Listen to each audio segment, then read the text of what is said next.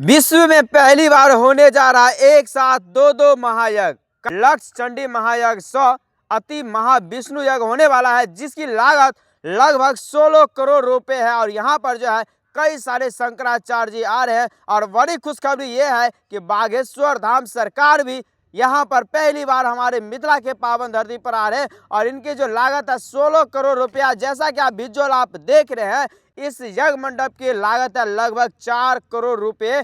4 करोड़ रुपए की लागत से इतने बड़ा यज्ञ मंडप को बनाया जा रहा है। और बताया जा रहा है इसके अंदर 108 जो है कुंड बनाया जाएगा और 2100 से प्लस पंडित जो है यानी कि दक्षिण भारत से यहाँ पर आएंगे पूजा पाठ करवाने के लिए। राधे राधे राधे राधे, जय सीताराम। कैसे हैं भैया? बहुत बढ़िया। पहली बार यहाँ पर होने वाला है दो महायज्ञ।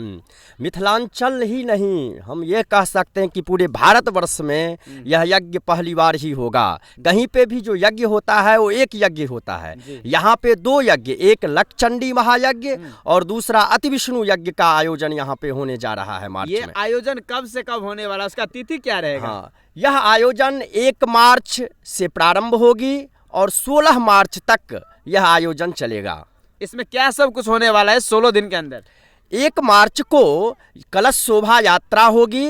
2 मार्च से लक्षचंडी महायज्ञ, जो यहाँ आप देख रहे हैं मंडप बन रहा है, यहीं पे लक्षचंडी महायज्ञ होगा। और 6 मार्च से अति विष्णु यज्ञ का भी प्रारंभ हो जाएगा। उसी बीच में हमारे देश के विभिन्न जगतगुरु और विभिन्न संतों का समागम होने जा रहा है। और एक विशेष सूचना आप लोगों को दे दिए जा रहे हैं कि धीरेन्द्र शास्त्री बागेश्वर बाबा भी आने वाले हैं यहाँ।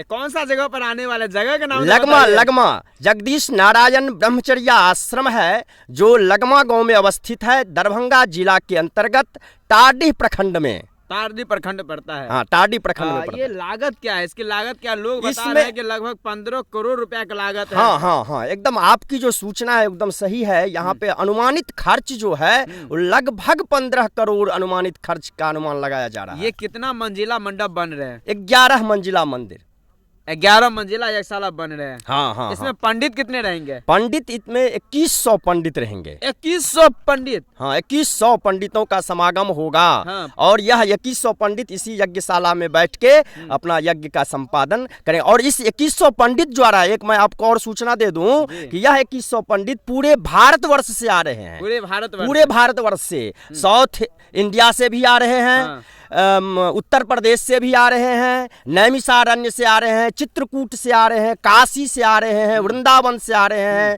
कोलकाता से आ रहे हैं और मिथिलांचल से तो रहेंगे ही। तो पंडित जी सबका सिलेक्शन कैसे हुआ? क्योंकि 2100 का खोजना कहीं न कहीं काफी टफ बात है। तो सिलेक्शन कैसे हुआ? इस सिलेक्शन का हम लोगों ने एक प्रक्रिया बनाया। पंडित चयन समिति का निर्माण हुआ। उसके अंतर्गत एक फॉर्म निर्गत किया गया, जो ऑनलाइन सोशल मीडिया पे दिया गया। उस फॉर्म भरने के बाद सभी पंडितों के यहाँ पे साक्षात्कार हुए ऑनलाइन माध्यम से, गूगल मीट के माध्यम से साक्षात्कार होने के बाद उसमें जो चयनित हुए हैं उन्हीं को यहाँ पे चयन किया गया है। अच्छा, इतना विशाल यज्ञशाला बन रहा है, आखिर यहाँ का मिस्त्री कौन है? यहाँ के मिस्त्री मुजफ्फरपुर से आए हुए हैं। अच्छा, मुजफ्फरपुर से आए हुए हैं। हाँ। वो क्या चार्ज लिए हैं? वो चार्ज उनका चार्ज तो ऐसे मूलतः जो है हमारे हिसाब से 10 लाख चार्ज वो लिए हैं। 10 लाख चार्ज लिए हैं। इसमें सामग्री क्या सब लगा है इस मंडप में? तो मात्र उनका जो चार्ज है, केवल वो बनाई जो किए हैं, मजदूरी जो है उनका लिए हैं 10 लाख। इसमें मंडप में तो बांस, लगभग 10,000 बांस की लागत लग गया है, खड़ लगा हुआ है, बहुत सारा इसमें। अच्छा, लगभग इसका 1 करोड़ मतलब? हाँ, लगभग 1 करोड़ लागत। हाँ, 1 करोड़ लमसम लागत लग गया है। और यहाँ पर क्या कुछ विशेष होने वाला? जो दूर से श्रद्धालु लोग आएंगे उनके लिए क्या व्यवस्था? हाँ, यहाँ पे जो श्रद्धालु लोग आएंगे उनके लिए यहाँ पे सार्वजनिक भंडारा का भी आयोजन किया गया है। यहाँ पे सतत सार्वजनिक भंडारा चलते रहेगा। और यहाँ पे बहुत सारे ऐसे भी रहेंगे, झूला इत्यादि का भी आयोजन। झूला भी रहेगा। सुने हैं झूला पटना से आने वाले? पटना से ही झूला आने वाले हैं। बिहार के राजधानी से झूला आएंगे। हाँ, पटना से झूला आ रहे हैं यहाँ पे जी। और मतलब जो बागेश्वर बाबा आने वाले हैं उनके लिए क्या विशेष व्यवस्था रहेंगे? बागेश्वर बाबा जो आ रहे हैं उनके लिए जर्मन पंडाल का यहाँ पे लगाया जाएगा। वहाँ ये जो यज्ञ मंडप देख रहे हैं उसके जस्ट उत्तर में जर्मन पंडाल लगेगा, उसी में बागेश्वर बाबा का अच्छा, ये जगह स्पेस कितना एकड़ में है? यह पूरे 1000 एकड़ हाँ है? हाँ, यहाँ जो आप देख रहे हैं, यहाँ से जहाँ तक आपका नजर जाता है जी। वो सारा स्पेस यहाँ इसका पूरा कवर किया गया है। पूरा लगभग 1000 स्क्वायर है। अच्छा, इतना बड़ा यज्ञ कराने के पीछे रीजन क्या है, सो बताइए भैया, ये जानना चाह रहे हैं लोग। देखिए, हिंदू जो है, हम लोग जो हिंदू सनातन धर्म की जो रक्षा होगी जी। वो पहले यज्ञ से ही होता था। जी। तो इस कलयुग में क्या हुआ, तो इस सब का पतन होते चला गया। जी, जी। तो यह जो आश्रम है, इन आश्रम का भी एक अलग ही महत्व है। जी। यहाँ सतत यज्ञ चलता ही है। अच्छा। ठीक, उस यज्ञ में एक यज्ञ यह है जो निमित्त यज्ञ है। इस यज्ञ के कारण से हमारे हिंदू सनातन धर्म की रक्षा होगी, हमारे वैदिक धर्म की रक्षा होगी, इसलिए हम लोग यज्ञ की आयोजन किए हैं। और यहाँ पर एक आश्रम भी है, हाँ, उसका महत्व क्या है? आश्रम, इस आश्रम का महत्व तो इतना है, इसके बारे में क्या बताएं आपको। अभी आप जैसे जानेंगे कि हाल में ही बीपीएससी एग्जाम हुआ है। जी, जी। उसमें इस आश्रम के बच्चे लगभग 300 से ऊपर बच्चे हाँ। बीपीएससी कंप्लीट किए हैं, टीचर वाले। अच्छा। इस आश्रम के, और इस आश्रम से लगभग हमारे हिसाब से 5000 घर का पालन पोषण हो रहा है, जो कहीं ना कहीं उच्च पद पे बैठे हुए हैं। इस आश्रम का तो महत्व अलग ही है। यहाँ पे अभी भी भिक्षाटन से यह आश्रम चल रहा है। गांव-गांव जाकर बच्चे भिक्षाटन करते हैं और वहाँ से जो चयन होता है और वहीं से ये आश्रम चला। यहाँ पे कोई गवर्नमेंट की यहाँ कोई पर सीताराम जी का प्राण प्रतिष्ठा हाँ, भी होने हाँ, वाला है। एक चीज, इसका एक निश्चित चीज, हाँ, जानकारी हाँ, दीजिए। एक चीज, यह जो यज्ञ का आयोजन हो रहा है, यह प्रतिष्ठा के शुभावसर पे ही वहाँ यह प्रतिष्ठा जो है 26 फरवरी से प्रारंभ हो जाएगी, जिसमें राम जानकी की प्रतिष्ठा होगी।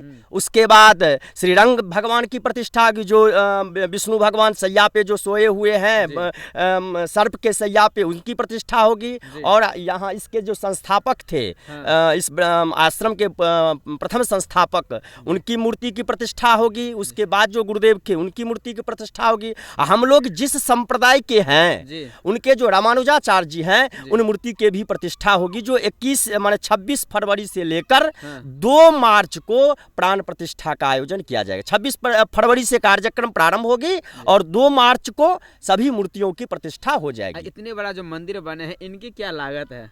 इनकी लागत आप कल्पना कर सकते हैं कि आप जो देखे हैं कि इनमें तो हमें, हमारे हिसाब से कम उस मंदिर की लागत में 2 करोड़ प्लस है। 2 करोड़ पूरा प्राण प्रतिष्ठा लगभग 4 करोड़ खर्च हो जाएगा। 4 यहाँ पर मतलब प्रतिमा कहाँ से आएंगे? प्रतिमा जो आ रही है सो एक उड़ीसा से, हाँ, और राजस्थान से। राजस्थान मकराना? हाँ, मकराना। पत्थर भी मकराना के ही रहेगा। उनकी भी लागत क्या है? उनकी लागत क्या है वो चीजें तो 25 लाख। हाँ, उनकी 25 लाख रुपए की लागत है। हाँ, उस मूर्ति का। भैया जी, यहाँ पर तो कलश शोभा यात्रा भी निकाला जाएगा, उसमें कितने कलश का नए भाग लेंगे? इसमें तो यहाँ पे जो इलाके से लोग अभी ही नामांकन करवा रहे हैं कि हम इस कलश शोभा यात्रा में भाग लेंगे। लगभग इस कलश शोभा यात्रा में 10,000 कन्याकुमारी भाग लेंगे। 10,000? हाँ। पहली बार ऐसा होगा कि 10,000 कन्या एक साथ जल कहाँ पर भरेंगे? जल यहाँ पे कमला नदी है, वहीं से भरा के आएगा। अच्छा, ये कलश यात्रा की दूरी कितना रहेगा? कम से कम 5 किलोमीटर। 5 किलोमीटर? हाँ, कम से कम। और किस डेट में कलश भरा जाएगा? कलश शोभा यात्रा 1 मार्च को होगी। 1 मार्च को होगी। और जैसा कि आप देख सकते हैं, ये भैया जी जो है पूरा यहाँ का जो भी जानकारी था देने का प्रयास किया। हो सकता है किसी प्रकार की जानकारी छूट गया हो तो आप कमेंट सेक्शन में अपना पूछ सकते हैं और प्रयास करेंगे नेक्स्ट वीडियो में वो आपको जवाब देने का। तब तक के लिए राधे राधे।